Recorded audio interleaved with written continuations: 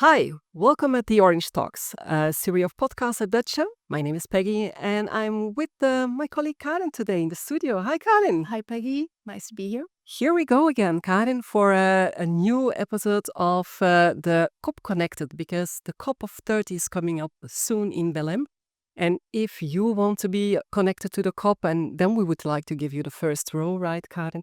So in that context, we invited a few people, and I think you have somebody really interesting for us today from a top Dutch company. We do. We have a very special person today here, a biologist working for an important economic sector in Brazil, agriculture, and working for a top Dutch company, Rabobank. So welcome to the Orange Talks, Taciano Custódio. Hi, Karin. Hi, Peggy. Good. Great to be here. Well, welcome in the studio. Obviously, we're going to talk about the COP30, but first of all, maybe just to everybody knows Rabobank already for sure, but you're in the biggest country in the world in terms of agriculture. What does that mean for Rabobank here? Indeed, Peggy. Rabobank, it's a Dutch bank with 126 years old. And here in Brazil, we've been financing the agribusiness for the past 36 years. So for us, it's an honor to support the growth of agriculture in Brazil, especially regarding the adoption of regenerative agricultural practice, sustainable practice, a more sustainable land occupation. And of course, this is something that supports Brazilian GDP and Brazilians' exports. So I think it's, for me, a great honor also to be part of Rabobank and to lead the sustainability efforts of our franchise here in Brazil. Well, indeed, if you lead sustainability inside one of the biggest banks in the agricultural business, then it puts immediately a bit of pressure on your shoulders as well. Because how do you get a country like Brazil, in a sustainable way, producing food for the rest of the world? Because this is basically it, right? Brazil is the food producer for the whole world. How do you transform, this into a sustainable business? Excellent. I think when we look at the profile of clients that Rabobank serves here in Brazil, we're talking about the largest producers and the large food and agri companies. So for us, we serve them and we support them with financial solutions that will guide their own sustainability strategy, very tailor made for their reality because Brazil is so big and the difference between different producers, sectors, regions are great. So we need to tailor different financial solutions for each client. So I truly believe, Peg, that Rabobank has a very important role here of serving those clients that will also support and will guide the breakdown of this practice across all the entire pyramid, the entire number of producers in Brazil. When we think about Brazilian production, we have to think about more than 4.5 million producers. Wow, We are it's a massive. continental country, right? That's We are serving only 1,500 clients. So how can we make those high-end producers also be a voice when we talk about sustainable practices, land occupation, adoption of bio inputs? And of course, I think that one of our greatest challenges as Rabobank is how can we support our clients to decouple production expansion from land expansion. And this is key. Of course, in COP30 this year in Brazil, talk about land conversion. This is key. This land conversion in Brazil accounts for more than half of the emissions of our country. So yes, we need to also address that through sustainable practices. So I think that kind of enabling our clients to actually put into practice sustainable production, a land occupation that is more efficient and that will not count on land expansion. So I think this is one of the greatest challenges. Yeah, big challenge, right? Because you need to convince all of these farmers as well to follow you, right, in this movement, which is not so evident, right, Karen? Yeah, but he had a very good point. And how do you make these 1,500 clients be an example and commercially people follow examples. I think commercial it's a way to influence other producers, other partners in the supply chain. Tassiano, another interesting thing you talked about the difference between or how to decouple conservation, sustainable practices, or good agriculture from further land occupation. Besides this challenge, what other challenges and obstacles do you see that your clients have to face, and how do we overcome these challenges to really make Brazil a leader in the sustainable agriculture? Great, Karen. I think that Brazil has this immense potential to lead the global green economy or the low carbon economy, especially through its agriculture sector. And I believe there are some really large barriers, I'd say, especially structural, cultural, and also economic. So when I think about the structural barriers that I see, I think that the implementation of our forest code, one of the most restrictive forest and environmental laws in the world, this is key. It's somehow really and absurd that we think that the law was approved in 2012 and only 4% of the car registered, the land registers are actually validated. So this is something really important for Brazilian society to tackle, the implementation of our forest code. So without Because the the laws are environmental, there, Taciano, sorry to interrupt, but the laws are there. It's probably just more about, Law you know, enforcement, maybe? enforcement and is that then indeed more difficult to? I mean, we are Brazilians. I mean, I'm Brazilian, but you also heard. But I mean, we are great on elaborating laws and elaborating rules, but we are not the best ones on implementing them.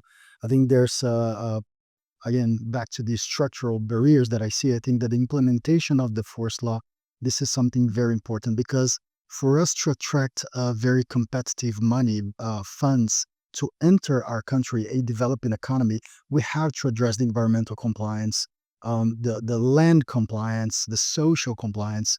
And again, we are a developing economy. So we have a percentage of our population that is still living under the poverty line. And when you think about COP, for example, in the Amazon region, in Belém, what prevails under the trees canopy, it is poverty. So I think as a Brazilian society, we need to address that. So when I think about our clients and the agribusiness, I think that especially to the land conversion piece or deforestation, the largest part of this conversion is still illegal, and what drives illegality, it is somehow poverty, because the land appreciation, the value put in the land when it is productive, it is higher on the world that we live. So this is a dilemma. It's a societal dilemma, I'd say, not only Brazilian but a global dilemma. How can we actually value a natural capital? And how can we value standing forests? And this is probably also something that we may not see immediately from the outside world. We're looking from, for example, Europe to Brazil. I mean, that we have these kind of challenges still high on the list, like poverty, to deal with, right? It's all priorities, let's say this way, right? Mhm. I mean, it's, the priorities of developed economies are different from ours priorities. So I think it's matching and understanding and being able to provide also, like we Brazilians provide, Brazilian producers provide, high quality, sustainable production, and deliver this food to the world, but also receive ways that we can support the development of our society. Uh-huh. And thanks to a lot of technology and innovation that we have also here in the country, right? You already mentioned something about the COP. The COP will showcase the other, let's say, challenges that we have here, like poverty. People will get really the clear picture of Brazil going to Belém. That's a nice bridge to the COP. COP 30, how important is this for Brazil, for the agriculture? Great, Peggy. I think that it is really important for us to showcase as a society, as a country, especially the agricultural sector, how we can support the valuation of natural capital is still developing our agriculture and providing commodities to the world. The global demand for soy, beef, corn, and other commodity, coffee, citrus, still is growing. When we think about the food consumption, globally speaking, also there's a growth curve according to FAO. So I think that Brazil has this great potential of providing high quality, sustainable produce, and also being able to enable right? To leverage the our own society and to end, for example, poverty, to end food insecurity. And this is key. And I think COP30 will be this opportunity for us to present results on what Brazilian producers are already doing. For example, the percentage or amount of land that Brazilian producers have to mandatory protect according to our forest code. This is unique. There's nothing else in the world. I mean, It's Brazilian very producers, strict, right? It's very strict, the law in 27% of our entire territory, okay, it is native vegetation preserved by private owners and producers, right? So this is super important. And how can we value this nature? How can we support? One of the ways I truly believe in COP30 can also support this path, it is our latest Brazilian carbon voluntary, sorry, regulated carbon market, which is already on course. There are some timelines. The government was being super successful in putting this on to the Congress and the Senate. So I'm very positive and optimistic that we will validate the Brazilian system of emissions. Also, I think that the climate plan recently launched, I mean, it's still under public consultation.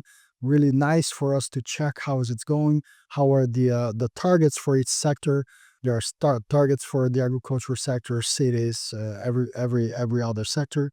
So I think this is also key to be presented, discussed at COP.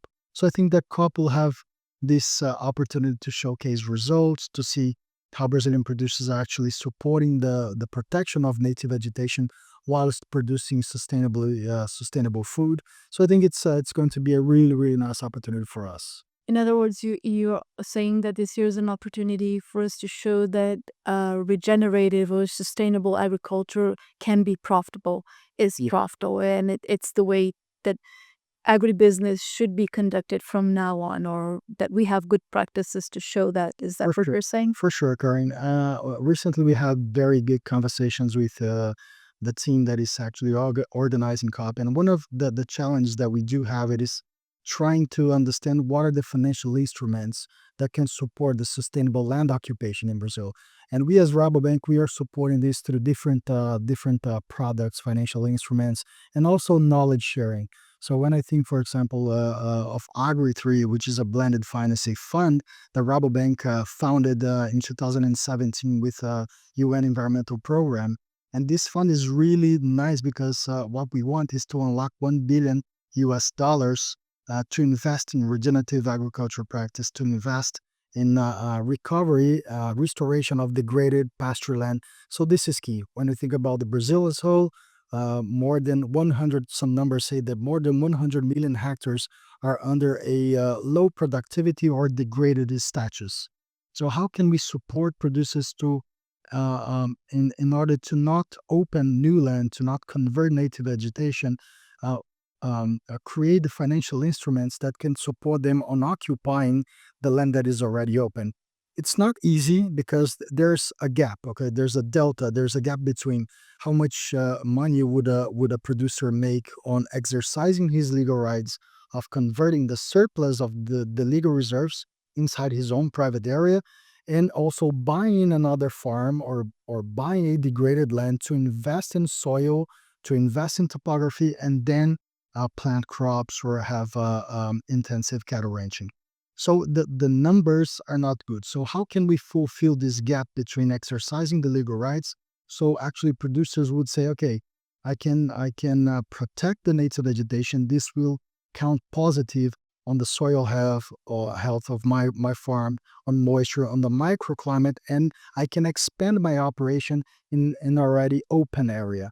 So what are the financial instruments that would be an option for producers to not exercise his legal rights? So But this is key. yeah, because at the end of the day, I mean, those guys, they also want to make profits and business, and I mean, at the end of the day, it's like this. But I think that the Rabobank is not only the one who is involved in the financing of the agribusiness in as such, but you're really a driver of change in the mentality as well towards a sustainable approach. Mm. Um, what do you see as, because you look very positive about the COP30 and what is probably coming out as well. This is also the COP of the action they say, right? Um, what do you see still as obstacles? What is your biggest fear? You've been in this domain in sustainability in agribusiness for many years. What do you see a little bit as the real obstacles on the short term, let me Mhm. say? Yeah, I think we've started spoken this. I would say I would split that into a structural and maybe the most important structural barrier that I see. It is the implementation of our force code.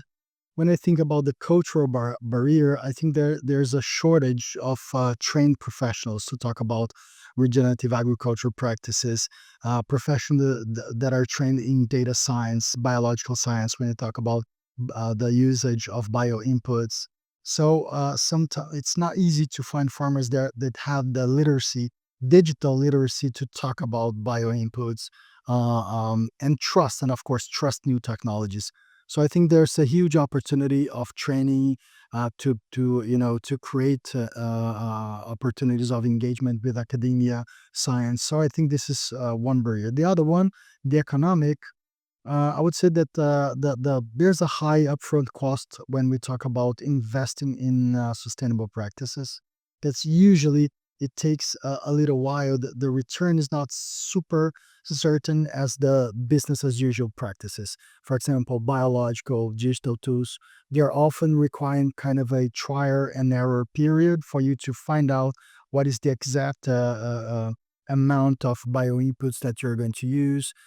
So I think that financing mechanism that will look to this with longer tenor, longer grace periods, and a very competitive cost of funding, this will change the game. And when you think about the cost of funding to attract international money into Brazil, we go back to the implementation of the forest code because we go back to the deforestation. So I think it's kind of All bit open. connected. Yeah, it's the implementation of the forest code, the validation of car. This is somehow an enabler to reframe the reputational image of Brazil, reduce illegal deforestation, and think of financial instruments that could be an option for producers to not exercise their legal rights of land conversion. So it's somehow all connected. So again, I think that barriers is structural, cultural, and economic. Yeah.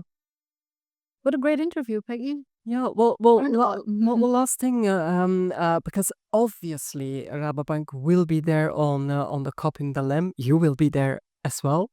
Um, what do you want to get out? What do you want to go? What is on your bucket list or your wish list for Belém? Cool. Yes, but you were right. I will A be long there. list, probably. Yeah, I will be there.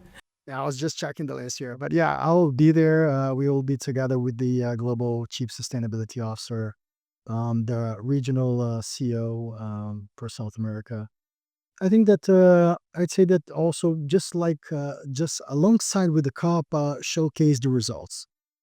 2025, it's a special year for us because we just launched the RCF, the Responsible Commodities Facility, which is a crop financing with connected with deforestation-free soy production in the Cerrado. So I think this is a great opportunity for us to showcase this result. Another one is Agri3 itself. Agri3 is this amazing blended finance fund that comes on FMO as one of the partners, Rabobank, UN environmental program. I think Agri3 is also super important, and of course our newest our business as usual products such as sustainability linked loans and the green loans that we operate, but also our newest product directed is specifically for compensation and restoration of nature for clients that has a deficit on the legal reserve. So I think that it's going to be amazing. Finally, I think that Carbon Bank, Rabo Carbon Bank, is also a great initiative that Rabobank holds. Yeah, we didn't talk Uh, about that one, but yeah, that's indeed a waste of we have a dedicated team here in Brazil, and I think it's going to be great to also show the amount of hectares we have today, almost 15,000 hectares for agricultural land management, which is the methodology for soil carbon. And this is embracing, adopting more sustainable practices for crop production and cattle ranching. So I think it's a mix of very large funds as RCF and Agri3, but also our own solutions as the compensation and restoration of nature, and also Carbon Bank. I see a very passionate and a very positive and optimistic Brazilian, very happy to show his country during the COP30. Maybe last thing, why should more Dutch companies come here to Brazil? Because I hear you talking about all the opportunities they have. Just in a very brief way, why should we have more Dutch companies coming to Brazil? I think Brazil is an example when we talk about nature preservation allied with sustainable production, especially in the agribusiness. So when you think about a Brazilian commodity, buying Brazilian soy or buying Brazilian corn or buying Brazilian beef, poultry, whatever commodity, coffee, citrus, you are supporting the protection of Brazilian native vegetation, and you are supporting for us to stay in the planetary limits. Brazil is a key country when we talk about tropical forest and biodiversity and water resources. So by investing in Brazil, you're supporting the protection of those assets, those global assets for our global society. Investing in Brazil is Major invitation, huh, to come. I think so. I think so. And that's said by somebody who is from a bank that the good investments are to be done here in Brazil. What better advice could you follow? Taciano, thank you very much for being with us in the studio today. Thank you, Karen, as well, for being with me. And Pleasure. We learn every day. every day. But that doesn't mean that you don't have to follow or continue following us at Dutchem, because this is not the last podcast in the series of the Orange Talks. So once again, if you want to be really connected with the COP30 and much more interesting stories on sustainability from our Dutch companies, just stay tuned at Dutchem for the Orange Talks. See you next time. Ciao.